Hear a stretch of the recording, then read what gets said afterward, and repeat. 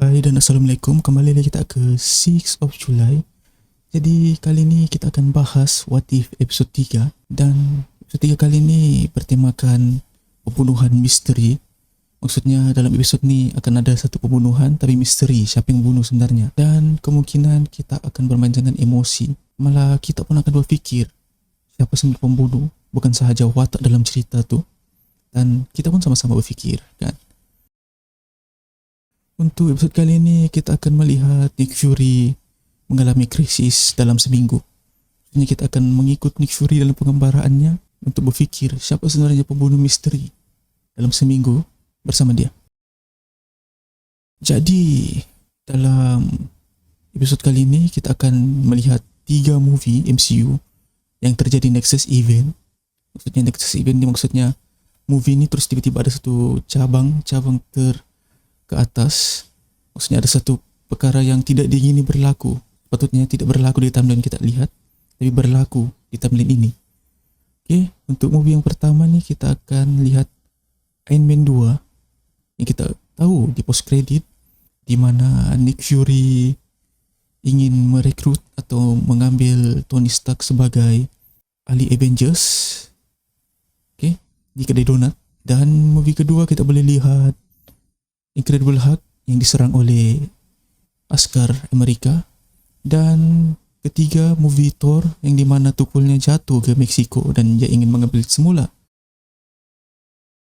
Dalam episod kali ini juga akan berlaku pembunuhan beramai-ramai di kalangan ahli-ahli Avengers, ya. Iaitu kita boleh lihat yang pertama, Tony Stark yang tiba-tiba mati akibat satu suntikan yang disuntik oleh Black Widow. Dan kita boleh tahu suntik tu adalah untuk meredakan kesakitan yang Tony Stark alami. Kita boleh lihat akan ada satu urat biru disebabkan reaktor yang ada di dadanya. Tapi perkara pelik berlaku, lepas disuntik tu tiba-tiba Tony Stark mati. Jadi kita pun tidak tahu apa sebenarnya yang berlaku. Dan pembunuhan kedua iaitu Thor tiba-tiba ditembak oleh Hawkeye. Kita boleh lihat sebenarnya Thor mati ketika ingin memegang tukulnya. Dia gembira sudah, dia gembira ingin memegang tukulnya. Dan Hawkeye pula tengah aim. Tapi tiba-tiba Hawkeye terlepas tembakan dan terkena dada Thor dan Thor pun mati. Dan Hawkeye disalahkan atas kejadian ini. Dan pembunuhan ketiga kita boleh lihat Hawkeye mati mengejut tanpa ada sesuatu pergelutan berlaku. Hawkeye ini dikurung di satu tempat yang orang pun boleh masuk hanya kebenaran dari Nick Fury. Maksudnya boleh katakan Nick Fury siapa boleh keluar masuk dari tempat tu. Tapi tiba-tiba masa Nick Fury ingin mendekatinya untuk tegur dia diam. Dan tiba-tiba rebah dan mati. Jadi Nick Fury pun pelik siapa sebenarnya yang bunuh. Dan dia berkaitkan pembunuhan ini berlaku, pembunuhan yang sama yang terjadi dengan Tony dengan Thor. Pembunuhan yang keempat pula ni kita boleh lihat Bruce Banner. Okay? Bruce Banner ni di episode ni sebenarnya sudah dikepung dengan askar Amerika. Jadi tiba-tiba satu peluru sniper ni tiba-tiba terkena bahu Bruce Banner. Dan yang penembak ni pun tidak tahu dia menembak tu tempat. Dan Bruce Banner pun marah dan menjadi Hulk. Dan bila jadi Hulk ni dia mengamuk lah kan. Dia mengamuk dan tentuara. Tapi selepas 2-3 minit dia mengamuk, tiba-tiba badannya mengembang menjadi belon, macam belon tu mengembang. Dan tiba-tiba meletup.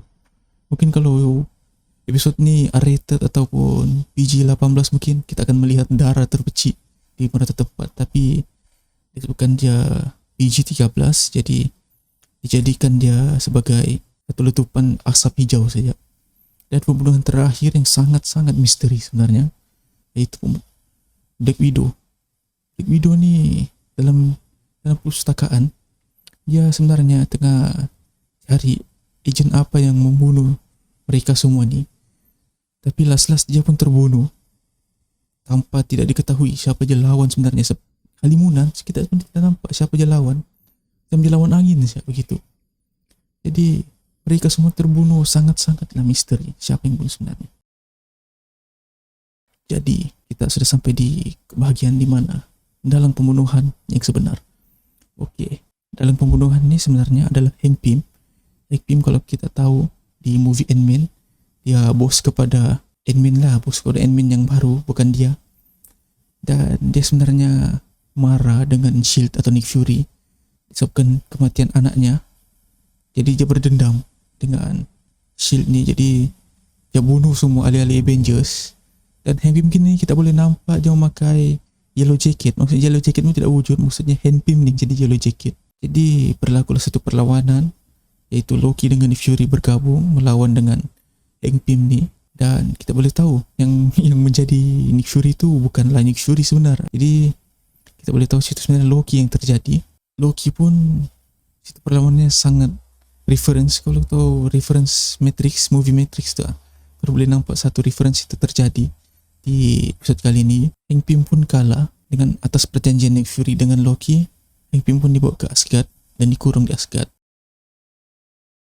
Intinya kita boleh lihat di mana Loki masih ada satu keinginan untuk menakluki bumi, tapi dengan cara yang formal. Okay?